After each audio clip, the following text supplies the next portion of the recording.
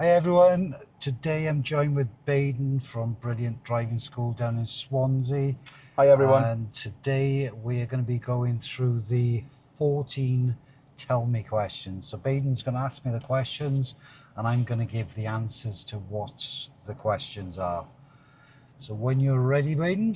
So would you mind if I read the official question that an examiner, official question, and the way that the examiner is likely to word it? The way the examiners are going to word it, and as long as the answer replicates whatever the answer should be, Yeah. then that's good enough. And would you like me to give the official answer after you? No, as long as you just say, yeah, I'm happy with that answer, that's Okay. good enough for me. Okay, and if I'm not happy, could you describe further? Yes. Just happy with that? Yeah. Cool. So okay. If you understand where I'm coming from, okay, just say you're happy. If you're not happy, just say, can you explain a bit better? So tell me how you check the brakes are working before starting a journey. Okay, so with the engine running, give a slight pressure on the brake pedal and it should feel firm and not spongy. And when I move away, if I apply the brakes, the vehicle shouldn't pull to one side. Well done. I'm happy with that answer. Okay.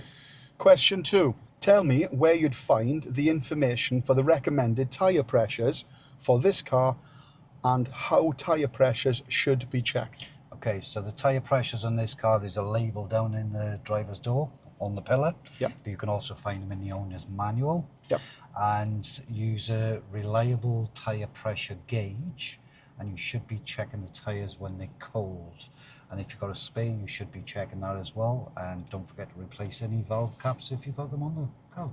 Thank you. I'm happy with that answer. Thank you. Question 3. Tell me how you make sure your head restraint is correctly adjusted so it provides the best protection in the event of a crash. Okay, so the headrest, what I always say is it should be level with the top of your head or the bottom of your ears, but the centre of your head should be in the middle of the pad. And if you need to adjust it, there's a little attachment on one of the poles, which you just squeeze it and you can lift the headrest up and down. Okay, I'm happy with that answer. Thank you very much. Thank you. Question 4. Tell me how you check the tyres to ensure that they have sufficient tread depth and that their general condition is safe to use on the road. So the legal tyre depth requirement on a car is 1.6 millimeters over 3/4 of the tyre running through the centre circumference.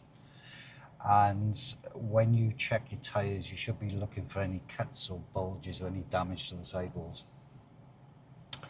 Thank you very much. I'm happy with that answer. Thank you. Question 5. Tell me how you check that the headlights and tail lights are working. You don't need to exit the vehicle on this occasion. Okay, so this is a Renault Clio 2020 model. On the indicator stalk, the headlights are on the outside collar. You turn them forward, Yep. and then you ask somebody to check for you, or you can look for any reflections. Okay, I'm happy with that answer. Thank you. Question 6. Tell me how you'd know if there was a problem with your anti-lock braking system. Okay, so with the engine started up, the ABS light will first come on when the vehicle does a self-check. Yep. And if there's no fault, the ABS light will go out. Okay, thank you very much. I'm happy with that answer. Thank you. Question 7.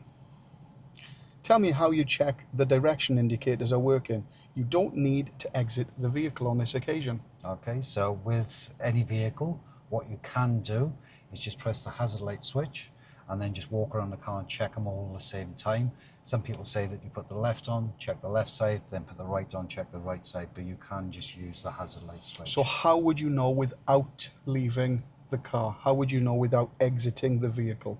So you can look for reflections again. Okay. Or ask somebody to check for you. And is there any other warnings or anything that will aid you on the dash? So you get the lights flashing in the corner of the dashboard saying the indicators are on.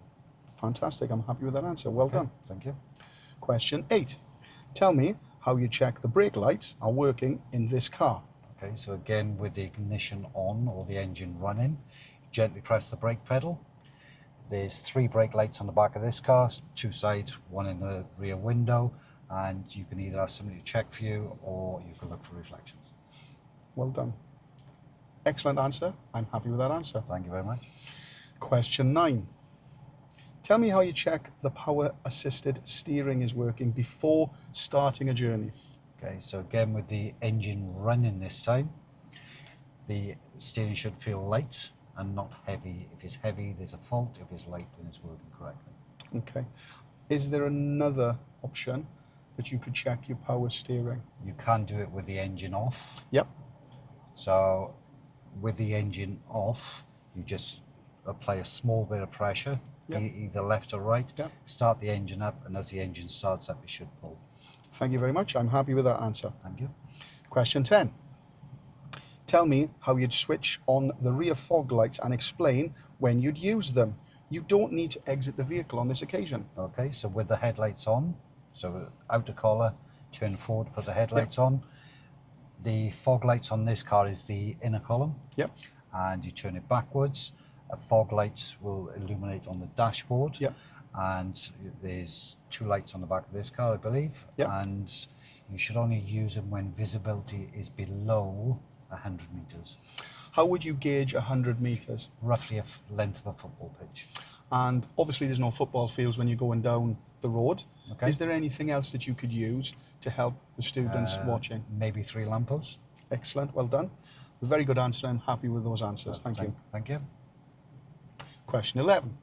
Tell me how you'd switch your headlights from dipped to main beam and explain how you'd know the main beam is on. Okay, so again, the headlights need to be on. Yep.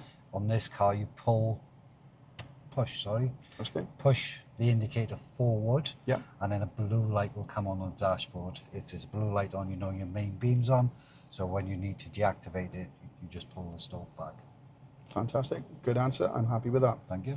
Question 12. These are the 3 where you need to open the bonnet. Tell me, without leaving the car, how you would check there is sufficient engine oil in the engine. Okay, so with the bonnet open, engine's got to be cold. Yep. You take the dipstick out, you wipe the dipstick off, you re-dip, and then you check the minimum maximum. Thank you very much. Happy with that answer. Question 13.